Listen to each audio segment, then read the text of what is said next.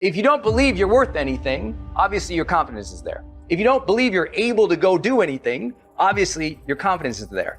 Psychologists often call this self-efficacy, right? You just don't feel like you can, be efficacious or be a person who gets things done in the world because you don't believe in your ability. And last, confidence has a lot to do with your perception of where you'll be in the future. If you think you're gonna be broke and a loser in the future, obviously you're not gonna go for it today. We need to eliminate the negative self-talk, and an environment that's easy to get stuck in sometimes can be the negative self-talk. And there's so much negativity in the world, and if you don't actively work to shift your focus, to shift your thoughts in your mind, that negativity will consume you. And that's where the law of attraction comes in. Now, for me, it's about focusing less on what I don't want to happen in the future and actually focus on what I do want. And again, I think a lot of people focus on what they don't want too much. And you start to attract the things you're thinking about. I don't want this, I don't want that.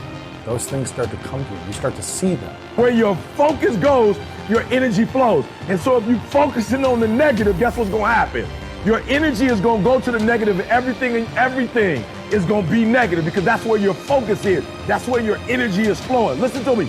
If you think about that thing, you concentrate on winning. You concentrate on dominating. Listen to me. Whatever you focus on, when your focus goes, your energy flows. And so we going to think about what we're thinking about. You hear me? We're going to think about what we're thinking about.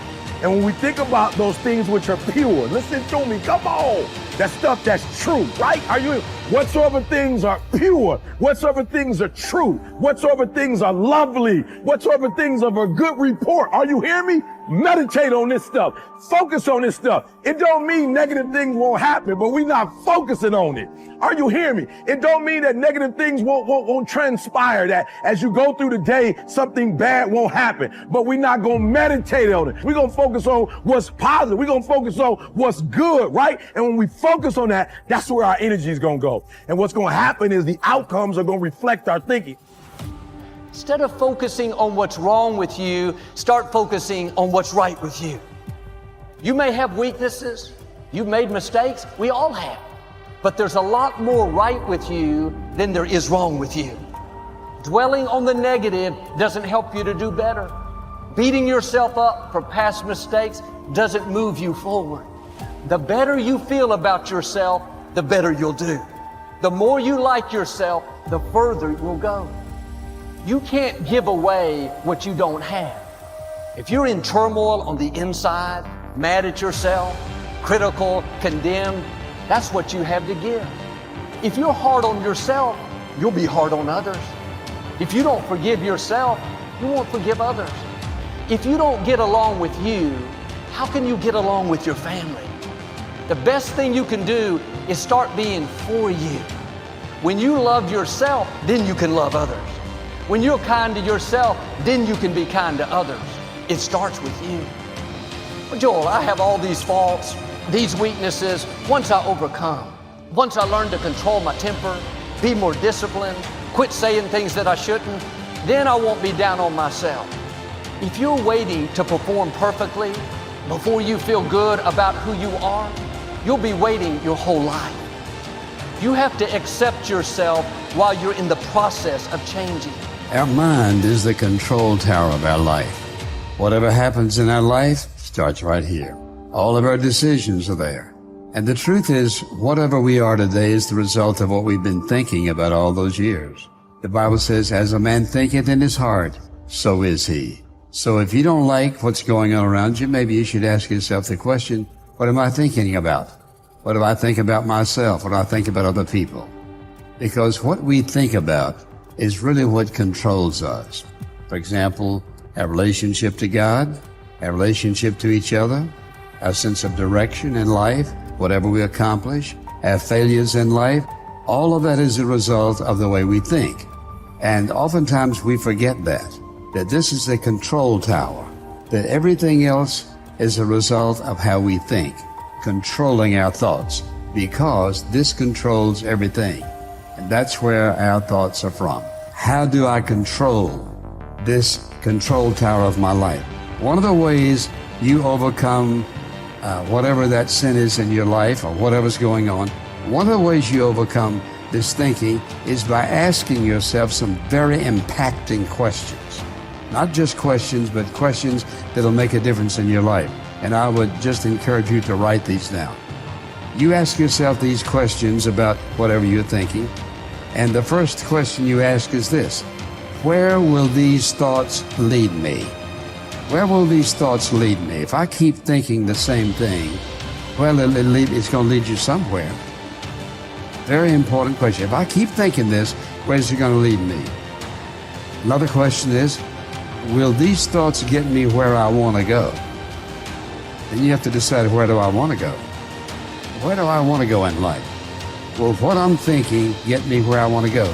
And if you say, I'm just not important, I'm a nobody, I don't have any gifts and talents and skills in life, and give yourself a lot of excuses, you won't get anywhere. So you have to ask yourself the question, if I keep thinking this, where will this get me in life? Then ask yourself the question, are these thoughts scripturally acceptable? In other words, let's say, for example, you're sitting in front of the TV and something comes along, you know it's not right. And the world is full of pornography. And pornography is the world's photography.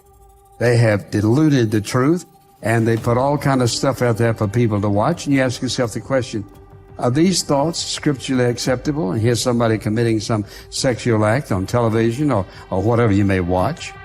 Are these things acceptable scripturally? No, they're not. Then you shut it down, cut it off.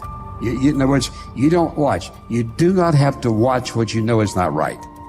You can shut it down. Somebody says, but I'm so weak. You're weak because you're talking about being weak. You don't have to be weak. You have the Spirit of God within you who will enable you to do whatever is necessary to overcome whatever is there. So what we're doing is giving these questions and saying, let's look at reality. What's reality? Reality is, where will these thoughts lead me? I have to answer that question. Will these thoughts get me where I want to go? I need to answer that question. Are these thoughts scripturally acceptable? I can answer that. Will these thoughts build me up or tear me down? And they're going to do one of the two. They're not neutral. Our thoughts are going to build us up or tear us down. When you sit through this message, these thoughts ought to build you up, not tear you down. When you look and listen to stuff that you know is not right, ungodly, unscriptural, sensual, whatever it might be, you know the real truth is they're going to tear you down spiritually. So you have to decide whether you're going to watch, look, or listen to your friends or whatever they're saying, because they're going to have some impact in your life. And then, could I share these thoughts with someone else?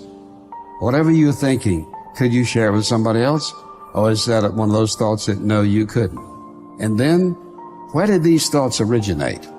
And some thoughts did not originate with the Word of God. They did not originate in heaven. They did not originate in godly living. They did not originate in anything that's holy. And they did not originate in anything that is good for you. So when you analyze the thoughts, where did this come from? Why am I thinking this? What's the source of this? What is this going to do in my life? Watch this. All of those questions, you have the right and the power to answer for your life. Nobody else can answer them for your life. You have the power to answer them for your life.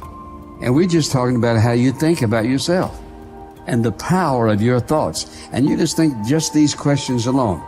And then the question is, do I feel guilty thinking these thoughts? Well, you know the answer to those things. You know, for example, if you thought about taking something that didn't belong to you, how would you think about it? You should feel guilty. If you don't feel guilty, you have a major problem. Then you need to think a little deeper. Have I ever been saved? What's going on in my life? So we said your thought life is in your mind. This is the control tower of your life. And because it is, we make the decisions and we suffer the consequences, or we glean the blessing of making right decisions in life. Whether it's about money, or whether it's about marriage, or whether it's about sex, or friendship, relationship, here's where it all starts.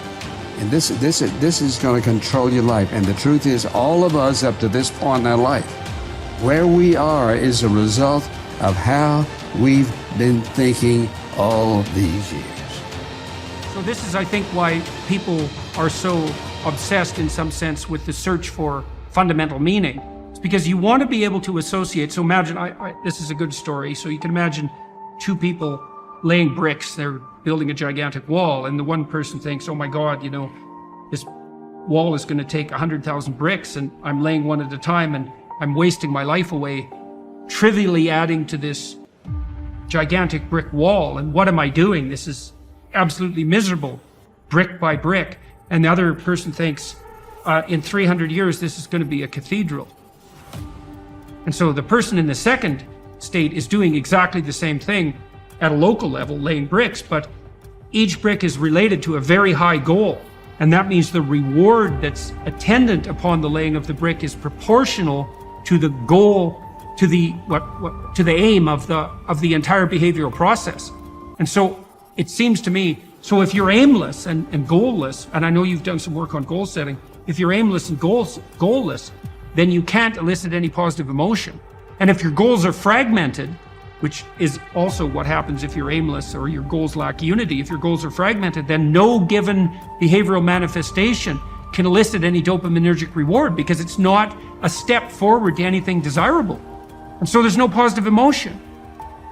And so you can't learn. Well, according to your account, I didn't know that. See, I didn't know that when you put yourself in a state of apprehension in relationship to a valued goal, that your neuroplasticity improves and you can learn better. That's very, very cool. So, because I just developed this app for writing called Essay. And one of the things we do, we tell people that when they sit down to write an essay, that's the most important thing you have to do is you have to have a question in mind that you regard finding the answer to as worthwhile. Otherwise, the whole exercise is a lie. So even if you're assigned a topic, you have to find something within the topic that grips you and provides you with the motivation that's appropriate to move forward with the essay, with the attempt. And it is a lie otherwise. You're wasting your words. You're engaging in futile activity. And you're going to write something dull and terrible, and it's going to frustrate you and bore you while you're doing it. And that's because your own nervous system is telling you that you're participating in something that you have no belief in. And so, but if you're gripped by the questions, like, God, I really want to answer this question, it's like, well, you're in a perfect condition to begin to write an intelligible essay because you actually want the answer. And then the writing exercise is going to be gripping because you're grappling with a real mystery. And that's so cool if doing that also puts you in a state where you're much more likely to learn, which makes sense, right? Because if you're doing something important and you seem to be moving forward, that's a really good time to learn.